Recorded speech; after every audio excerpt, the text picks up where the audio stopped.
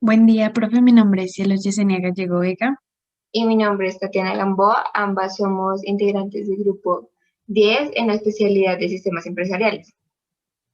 En esta ocasión vamos a sustentar nuestra actividad de cálculo diferencial que trata sobre derivación de funciones reales. Entonces, vamos a comenzar por el primer punto, con el punto B. F entre paréntesis x igual a x al cubo más 5. Entonces, primero pues tomamos la derivada, o sea, la ecuación, y vamos a utilizar las reglas de diferenciación, que esta es la que establece la diferencia de las funciones, que es igual a a la diferencia de sus derivadas. Entonces, luego de tomarla, nos quedaría f sobre paréntesis igual a d sobre dx entre paréntesis x al cubo más 5.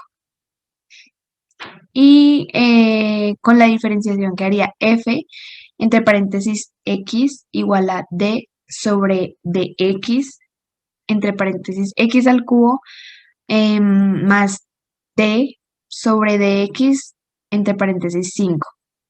Entonces, por último, simplificamos la fracción, o sea, la transformamos y nos daría f entre paréntesis x igual a 3x al cuadrado más 0, que en total nos daría una ecuación de f entre paréntesis x igual a 3 x al cuadrado.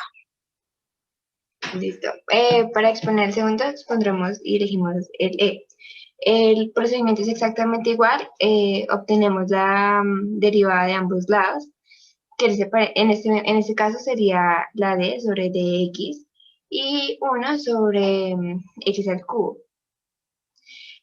Para solucionarlo utilizaríamos la regla de diferenciación que está anotada por aquí y comenzaríamos a resolver y a liberar.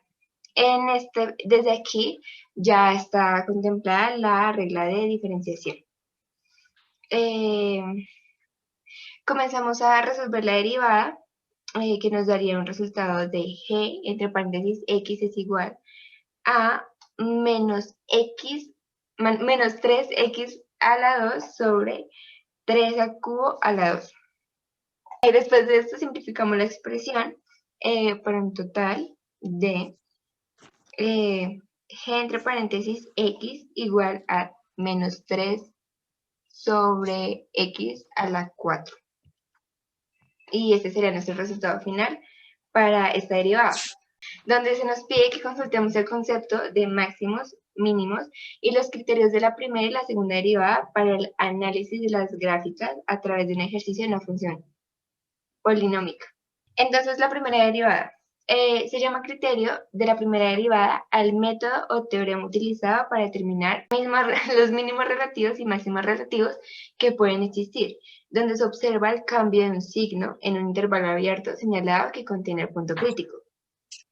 El teorema definiríamos que si f es derivable en el intervalo, excepto posiblemente en C. Entonces, fc puede clasificarse como si.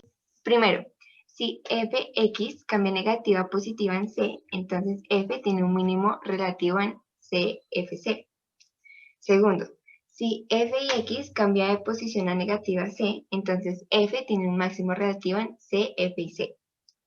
Y tercero, si fx es positiva en ambos lados de C o negativa en ambos lados de C, entonces fc no es ni un mínimo ni un máximo relativo. Y para esto, y para completar un poco más esta introducción, pusimos un ejemplo, un ejercicio que se encontró en la web.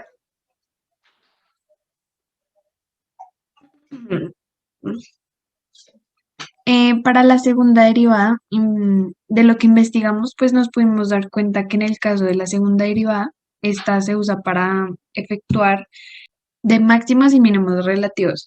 Por ejemplo, si la gráfica de una función es f, una f que es cóncava hacia arriba en un intervalo abierto debe ser un mínimo relativo.